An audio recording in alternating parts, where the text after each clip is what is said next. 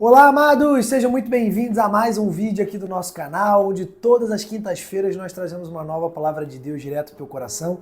E hoje nós vamos dar sequência à nossa série Protagonismo em Deus, onde nós estamos falando sobre como assumir o nosso papel de protagonista em cada área que Deus nos chamou, que Deus nos levantou e que Deus espera de nós um posicionamento. Você que é homem, você que é mulher, você que é pai, mãe, marido, esposa, você que é ministro da palavra de Deus, você que sabe que Deus espera mais de você e você quer se posicionar com isso.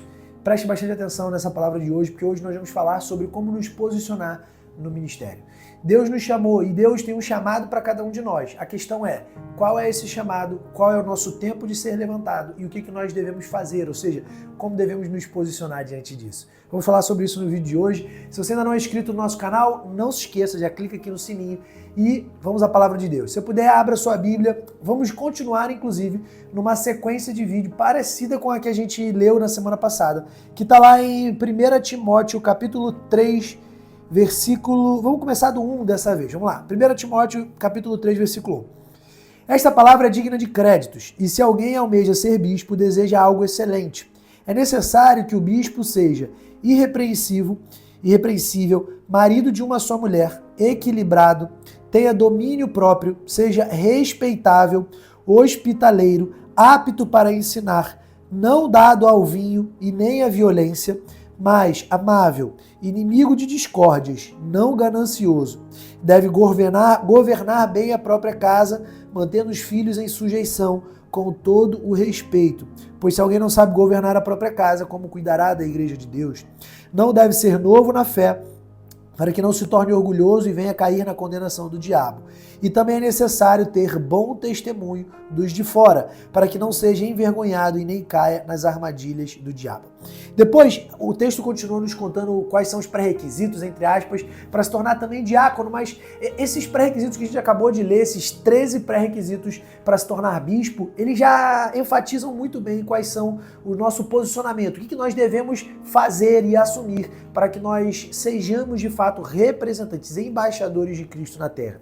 E aí é importante a gente diferenciar algumas coisas. Por quê?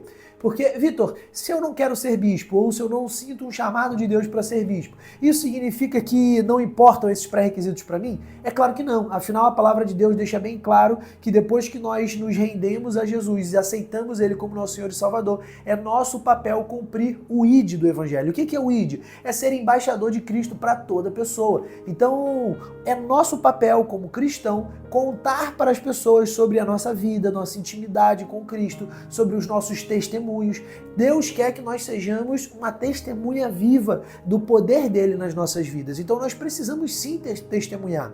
Eu conheço um pastor que fala muito sobre uma vida sem testemunhos, é uma vida sem obras. Então, se no final das contas você para conversar sobre a tua vida com Deus e você não tem pelo menos ali 1, 2, 3 testemunhos para contar, se você tem de repente mais de um ano de uma vida com Deus, provavelmente é porque você não está se entregando e não está de fato vivendo uma vida com Deus. Afinal, uma vida com Deus, ela vem acompanhada de uma vida de testemunhos. Da mesma maneira que nós temos tribulações, nós também temos milagres, nós também temos experiências sobrenaturais com Deus, com Jesus e, consequentemente, nós temos histórias para contar. Se você não tem histórias para contar, ou é porque você ainda não vive uma vida com Deus, ou porque você acabou de começar a viver uma vida com Deus, ou é porque você já está há muito tempo vivendo, mas você está talvez frio na fé. Nós falamos sobre isso na última série.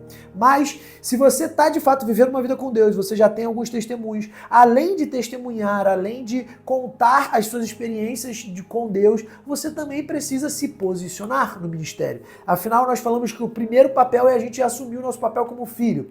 Quando a gente assume o nosso papel como filho, a gente já começa a viver experiências diferentes e sobrenaturais. Mas quando estamos no início, uma das coisas que acontece é que nós somos provados. Deus nos prova, Deus prova o nosso coração, Deus prova as nossas intenções, a real intenção do nosso coração nas decisões que nós tomamos. Depois disso, nós precisamos assumir o nosso papel dentro de casa, como pai, como marido, como homem, como esposa, como mãe. E a partir do momento que nós assumimos esse papel, é natural, é uma tendência natural de uma vida com Deus, que Deus comece a te mostrar mais detalhes do plano dele no teu ministério.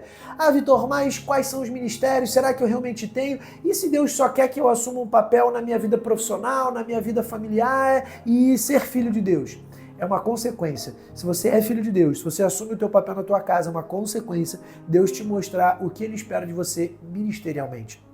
E a Bíblia diz em Efésios 4:11, não vamos ler aqui para não alongar o vídeo, mas em Efésios 4:11 e 12, depois leia lá, a Bíblia diz que existem 5 grandes ministérios. O primeiro é o ministério de apóstolo, depois o ministério de profeta, depois o ministério de evangelista, depois o ministério de pastor e por último o ministério de mestre. Então são 5 grandes ministérios e esses ministérios, Deus tem um chamado para você dentro deles. E Deus quer que você se posicione em um desses 5. Claro que Deus não quer que você escolha, Deus quer que você entenda o que Ele já espera de você em relação a esse posicionamento. Ah, Vitor, mas então se eu sirvo na minha igreja ali, sei lá, na diaconia, no parque, no estacionamento, nos boas-vindas ali, dando balinha, ou se eu sirvo na intercessão, então eu tô em ministério diferente? Não, são coisas diferentes. Uma coisa é a divisão dentro da igreja, como a gente vê hoje, outra coisa são os 5 ministérios que são de fato bíblicos. Você se posicionar dentro de uma organização que a tua igreja fez é uma coisa. Agora, não confunda se posicionar na tua igreja com, por exemplo, se posicionar nesses ministérios. Você, por exemplo, estar servindo na tua igreja nem sempre quer dizer que você está servindo nos ministérios que Deus levantou você. Então, não confunda as coisas. Não é você quem escolhe, eu vou fazer isso para ajudar a igreja e por causa disso eu estou exercendo meu ministério. Não necessariamente. Às vezes Deus quer que você exerça um ministério, por exemplo, de pastor. Só que você só quer exercer o ministério de evangelista e ficar evangelizando.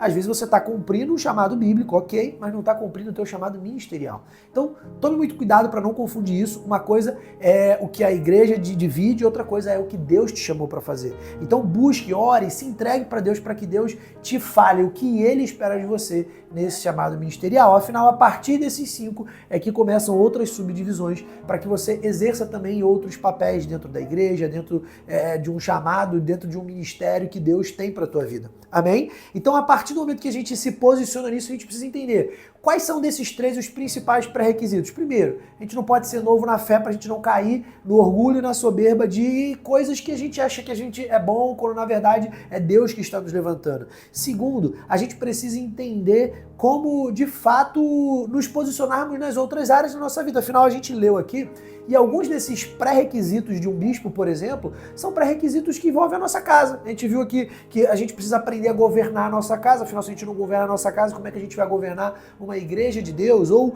governar pessoas, almas ali, para ajudar a Deus, para nos posicionarmos como Deus espera de nós. Então, a gente tem que entender como se posicionar no ministério. Para isso, nós precisamos buscar a direção de Deus, para nos posicionarmos em um desses 5 ministérios e, a partir dali, entendermos. Esse texto nos revela muito sobre o que a gente precisa buscar. Vitor, mas eu, por exemplo, sou muito dado ao vinho. E aí, eu preciso largar isso? Não, você precisa pedir direção de Deus.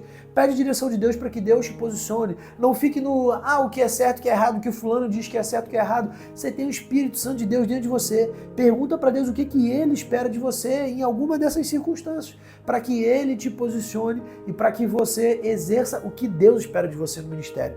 Porque Deus, por exemplo, chegou para Ezequiel e falou, Ezequiel, eu te levantei para nações, só que a partir do momento que eu te levantei, Ezequiel, seguinte, se eu te falar para você repreender fulano e você chegar lá e não falar o que eu falei, a vida dele, o sangue dele, a alma dele está nas tuas mãos. Agora, se você repreender e mesmo assim ele decidir não obedecer, aí tudo bem. Aí ele que se vira comigo, mas você lavou as suas mãos. Então, quando Deus tem um chamado na nossa vida e a gente não exerce esse chamado, existem vidas que deixam de ser impactadas por causa da nossa ausência de posicionamento. E imagina você não se posicionar e por causa de uma falta de posicionamento teu, pessoas pagarem o preço de nunca conhecerem a Cristo ou conhecerem apenas superficialmente, mas não conhecerem através da tua vida, da tua família, do teu trabalho, do teu ministério. Isso é um peso, isso é de fato uma responsabilidade que nós carregamos a partir do momento que nós primeiro assumimos o nosso papel como filho, depois assumimos o nosso papel na nossa casa e, por último, entendemos o que Deus espera de nós no ministério e não assumimos esse papel. Por isso, é com muito temor que eu trago essa palavra para que você se posicione no ministério. Assuma o seu papel no ministério que Deus já separou para você. Busque um desses 5, o que Deus espera de você e se posicione nele firmemente para que Deus te guie, te direcione no lugar, do jeito e no tempo que Ele quiser. Amém? Com certeza, se você acabou de se converter, acabou de conhecer Jesus, não vai ser agora. Fique em paz. Afinal, esse é um dos pré-requisitos. Mas Busque discernimento, busque amadurecer, busque se entregar para que Deus te mostre os próximos passos ministeriais que Ele espera de você. Em qual igreja Ele te quer, quem é o pastor que Ele quer sobre a tua vida, quanto tempo você precisa para se levantar, qual é a direção geográfica que Ele espera de você. Inclusive, um parêntese sobre isso. Vitor, eu entendo a palavra de Deus, mas eu gosto de caminhar sozinho, só eu e Deus. Não existe caminhar sozinho, você e Deus, se você realmente quer ser um cristão guiado pela palavra de Deus. Porque Deus levanta pessoas exatamente para isso. E Deus deixa claro que a autoridade que Ele levanta sobre igrejas, sobre nações, inclusive sobre o governo, é Ele quem levanta, é Ele quem decide. Então, mas eu estou debaixo de uma liderança que, eu não concordo 100%. Ore e se Deus quiser que você vá para outra liderança, tudo bem, mas é uma direção de Deus.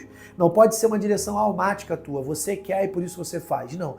Que Deus te direcione e que Deus te posicione com um pastor ou com um líder que possa te liderar e te guiar, principalmente se você está nos teus primeiros passos na fé e na caminhada com Deus. Amém? Então, espero que essa palavra te ajude, espero que você se posicione diante disso. E para a gente finalizar, vamos orar, feche seus olhos se você puder. Senhor, muito obrigado, Pai, pela Tua palavra que é viva e eficaz. Obrigado pela Tua direção personalizada, Pai, sobre o nosso espírito, sobre a nossa vida. Senhor, em nome de Jesus, nos posiciona, Pai, nos mostra o que o Senhor espera de nós no nosso chamado ministerial, nos mostra se já é o tempo, nos mostra o que nós precisamos fazer para nos posicionarmos, Pai, e nos dê direções personalizadas do que o Senhor espera de nós, para que nós não sejamos, Senhor, como os ministros, como Jonas, por exemplo, Pai, que recebeu a Tua palavra, mas foi desobediente, como Saul, Pai, que recebeu a Tua palavra, mas te desobedeceu, só esperava, Pai, que ele tivesse as pessoas apoiando ele, mas não se preocupou com o teu apoio, com o teu favor sobre a vida dele, Pai. Em nome de Jesus, nós nos entregamos, Pai, para que o Senhor nos direcione no nosso ministério. Em nome de Jesus, Senhor. Amém. Amém, amados? Até semana que vem.